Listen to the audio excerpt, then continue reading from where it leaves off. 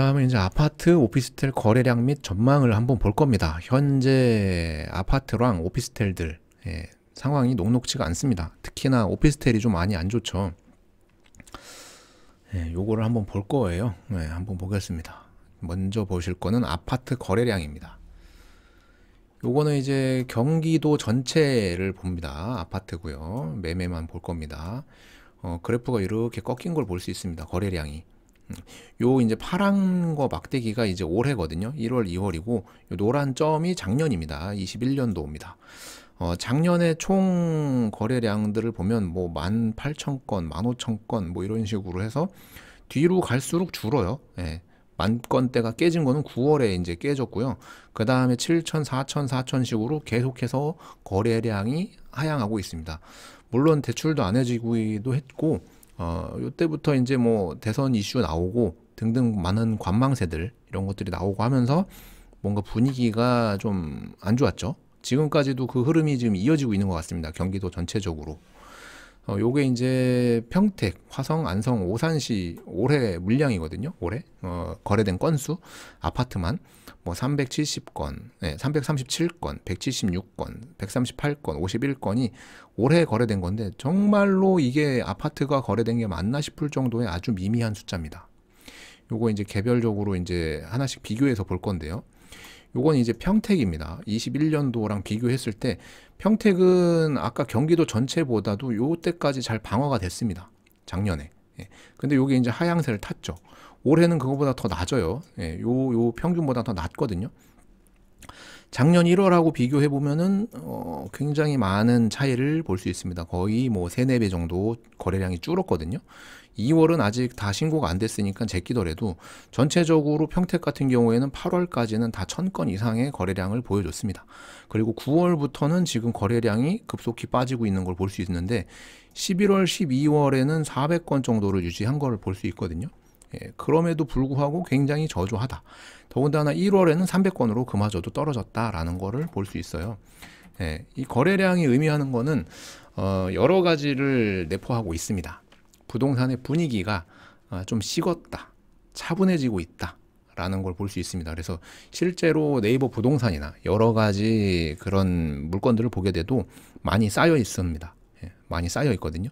거래가 잘 안 되고 있고 화성에 계신 분들도 지금 팔고 평택으로 오려고 하시는 분들이 있었는데 거래가 안 돼요.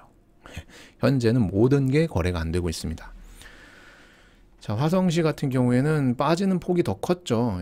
7월부터 빠지는 폭이 굉장히 컸습니다. 요때까지는 잘 하다가 7월 이후에 급격히 빠지는 모습을 볼 수 있고 역시나 7월부터는 1,000건대에서 900, 700, 400, 200, 200으로 급격히 떨어지는 걸 볼 수 있습니다. 화성시 같은 경우에는 동탄을 품고 있기 때문에 실질적으로 그쪽을 보는 건데 1월하고 2월 거래량이 평택만도 못해요.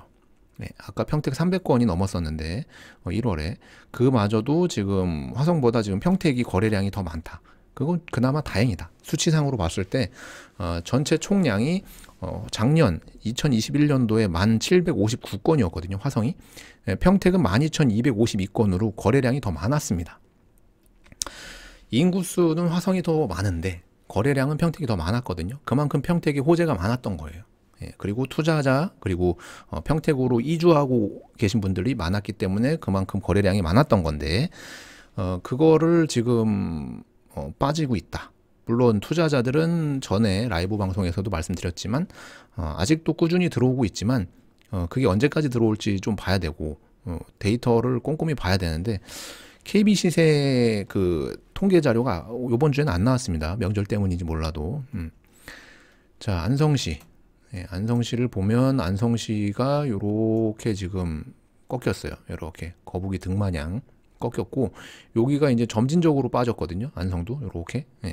거래량은 워낙에 적었습니다. 4,600건이어서 10,000건이 넘는 평택과 화성에 비하면은 뭐 배도 안 되는 원래 거래량이 작았던 동네가 더 빠졌어요. 이 말은 이제 내 다음 타자가 물건을 잘 안 받아주고 있다는 얘기죠. 올해 1월은 127건이고 2월은 아직 통계 집계가 안 됐고요. 1월 그러니까 11월부터 본격적으로 굉장히 많이 빠지고 있다. 안성 같은 경우에는 그래서 늘 조심해라 라고 말씀드렸던 거예요. 작년부터. 나오기가 쉽지가 않습니다. 안성은 들어가는 거는 내 맘대로 들어가는데 나오는 건 내 맘대로 못 나올 수가 있어가지고 항상 그런 부분에 대해서 말씀을 드렸던 거죠. 가까운 이웃들 중에 이제 오산, 오산 같은 경우에도 거래량은 안성보다 적었습니다. 오산은 굉장히 동네 자체가 좀 협소하거든요. 뭐 언젠가는 아마도 화성이나 평택이나 어디론가는 흡수가 될 것 같은데 아마도 화성으로 이제 통폐합이 되지 않을까 싶어요. 왜냐하면 워낙에 작은 면적을 차지하고 있어서. 어찌됐든 거래량은 역시나 7월부터 쭉 빠졌습니다. 그리고 1월에는 47건. 굉장히 평택이나 화성에 비하면 굉장히 작은 수치죠. 안성만도 못하고. 1월부터 해서 작년에도 보면은 1000건 넘는 건 없고요. 다 몇백 건 수준이었다가 이게 78건, 47건 등으로 줄었습니다. 오산 같은 경우에는. 어쨌든 간에 평택에서 봤을 때 위에 동탄, 오산, 여기 안성까지 해가지고 우리를 서해안을 기점으로 해가지고 이렇게 감싸고 있는 지역들, 경기도 이제 북쪽하고 동쪽을 본 거고요.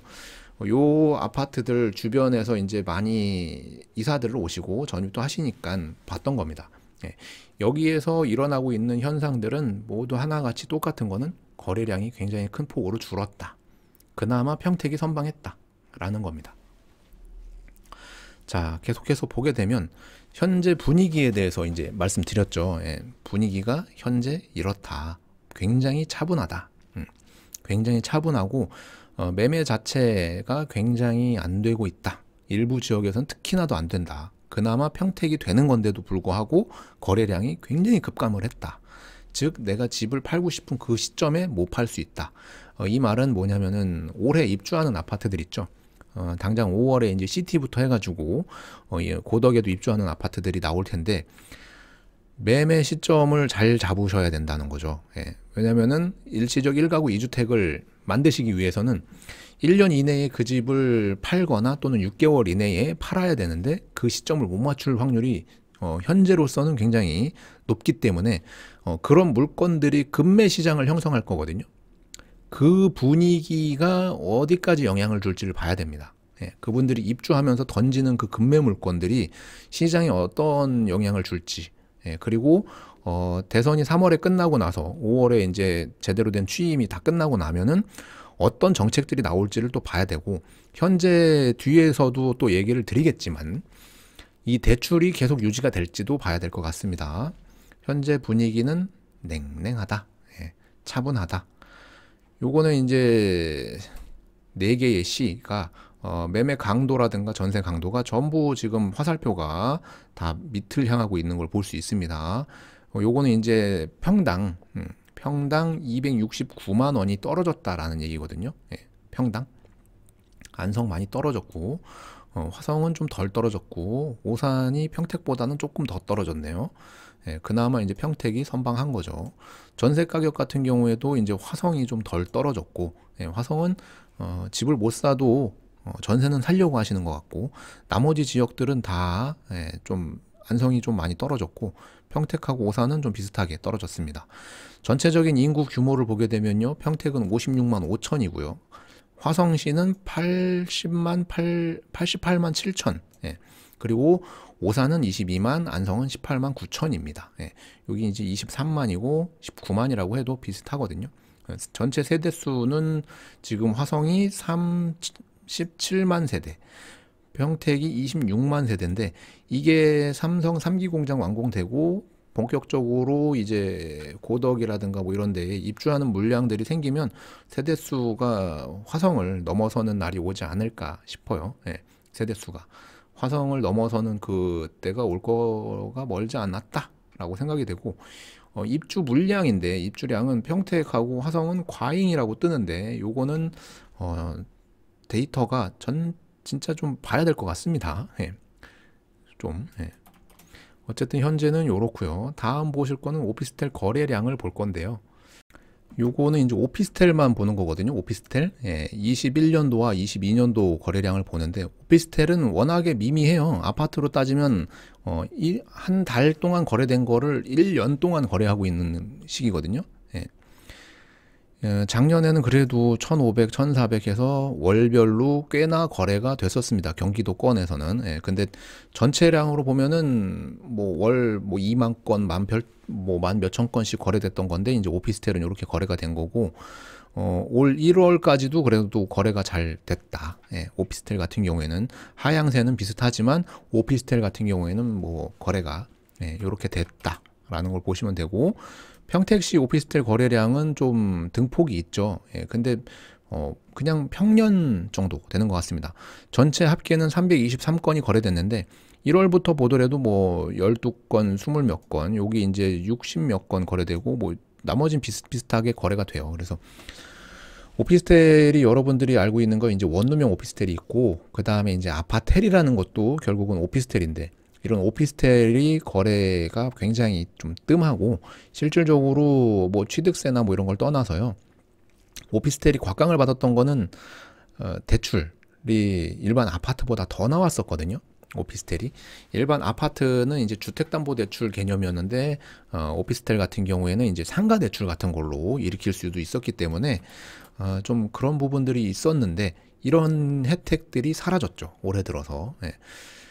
어쨌든 작년 1월에 비해서는 올해 1월에 좀 많이 늘어난 모습을 볼 수 있는데 전반적인 흐름 자체는 오피스텔은 아마도 아파트가 침체되면서 그 대체제였던 것들은 더 빠지는 현상들을 볼 수 있을 것 같아요. 좀 암울한 해가 될 것 같습니다. 요거는 이제 화성시인데 화성시도 작년에 거래량들이 이렇게 아파트 대체제로서 출렁출렁 하면서 작년 1,538건이 거래됐는데 올해 이제 좀 급격히 거래량이 좀 줄었죠. 100건 이상씩 되다가 10월, 11월 빼고 나머지는 100건 이상씩 되다가 올해 1월, 2월 달 아직 2월 달은 제대로 집계가 안 됐겠지만 오피스텔 거래량은 좀 빠졌습니다. 그리고 이게 앞으로 좀 더 빠질 확률이 있습니다. 대출 때문에. 요건 오산시인데 오산시도 요때 갑자기 툭 튀어 올랐죠. 요때 이제 근데 오산시는 전체 거래량이 미미합니다. 뭐 4건, 8건, 4건, 5월에 48건, 나머지들은 뭐 10건 미만. 1월에도 뭐 5건 해서 오산시는 원래도 오피스텔이 없었고 더 놀라운 건 안성시는 이 데이터 자체가 없어요. 안성시에는 오피스텔 데이터가 없습니다. 그러면 우리가 봤을 때 아파트 대체제로서 오피스텔을 많이 선택하셨을 텐데 그게 이제 시장이 좋을 때는 다 오르는데 다 오르는데 시장이 빠질 때는 그 대체 상품들이 먼저 빠지거든요. 그게 이제 가장 무서운 결과를 낳을 수 있습니다. 시장이 정말 화랑일 때도 오피스텔이나 이런 상품들은 나중에 상승 탄력을 받거든요. 근데 빠질 때는 굉장히 빨리 선 빠지는 것들이 있어서 현재 오피스텔은 수익률이 제대로 나온다면 그 수익형 부동산으로서 잘 유지하시고 그게 아니고 이제 내가 아파트 대체제로서 실거주하면서 뭔가 하려고 했던 분들이라면은 이미 뭐 이러지도 저러지도 못하는 상황에 몰려 계실 것 같아서 좀 그렇습니다. 이런 오피스텔들이 보이는 이유들, 오피스텔은 왜 더 빠지고 큰 영향을 받는지에 대해서는 늘 말씀드리지만은 아파트 대체제로서 대출 규제나 주택 수나 뭐 여러 가지에서 이득 봤던 게 올해 없어지면서 좀 수요가 더 많이 빠지지 않나. 그래서 오피스텔 투자는 철저하게 뭐 원룸형이건 투룸형이건 그 이상이건 간에 철저하게 수익률로 보셔야 됩니다. 상가처럼 수익률로 그걸 따져 보셔야 되죠. 그래서 오피스텔 거래량이 뭐 절반으로 뚝 떨어지고 뭐 그랬다. 요런 기사가 실렸는데 원인은 규제입니다. 규제. DSR 규제도 있지만 모든 규제들이 올해 좀 그렇게 바뀌었고 기사 내용은 긴데 대부분 그런 게 써져 있습니다.